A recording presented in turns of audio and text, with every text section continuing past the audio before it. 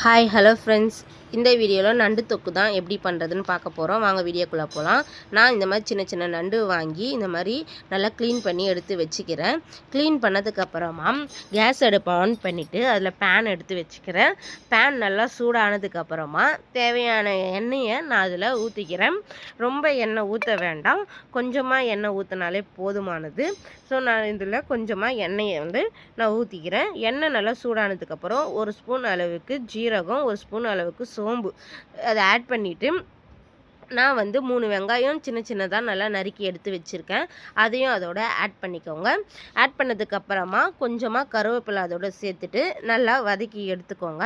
வதக்கி நல்லா எடுத்ததுக்கப்புறமா இந்த மாதிரி கண்ணாடி பதமாக வதங்கி வந்ததுக்கப்புறமா நான் ஒரு 3 தக்காளி நல்லா சின்ன சின்னதாக நறுக்கி எடுத்து வச்சுருக்கேன். அந்த தக்காளியும் அதோட ஆட் பண்ணிக்கோங்க. ஆட் பண்ணதுக்கப்புறமா கூடவே ஒரு பச்சை மிளகா அதோடு சேர்த்துட்டு நல்லா வதக்கி எடுத்துக்கோங்க. இந்த மாதிரி நல்லா வதங்கி வந்ததுக்கப்புறமா தக்காளி, ஒரு சின்ன பல்லு இஞ்சி, ஒரு 3 பல்லு பூண்டு நல்லா நான் இடித்து வச்சுருக்கேன்.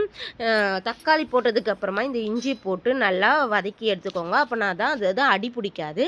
இதை மாதிரி நல்லா எண்ணெய் பிரிஞ்சு வந்ததுக்கப்புறமா நம்ம கூடவே நம்ம க்ளீன் பண்ணி எடுத்து வச்ச நண்டையும் அதோட ஆட் பண்ணிக்கோங்க.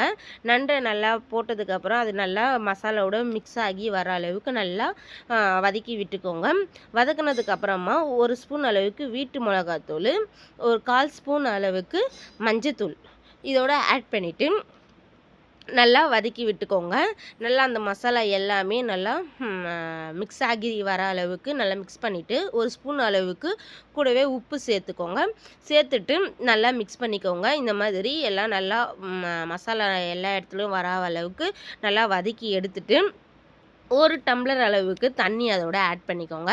ஆட் பண்ணதுக்கப்புறமா ஒரு 10 or 15 மினிட்ஸ் கொஞ்சம் வேக விட்டுட்டு இப்போ பாருங்கள், நண்டு நல்லா அந்த மசாலாவில் இறங்கி நல்லா வெந்துடுச்சு. வெந்து வந்ததுக்கப்புறமா ஒரு ஸ்பூன் அளவுக்கு மிளகுத்தூள் அதோட ஆட் பண்ணிவிட்டு கொஞ்சமாக கொத்தமல்லி தூவி இறக்கிட்டிங்கன்னா சுவையான நண்டு தொக்கு ரெடி ஃப்ரெண்ட்ஸ். இதை நீங்கள் வீட்டில் ட்ரை பண்ணி பார்த்துட்டு எப்படி இருக்குன்னு சொல்லுங்கள்.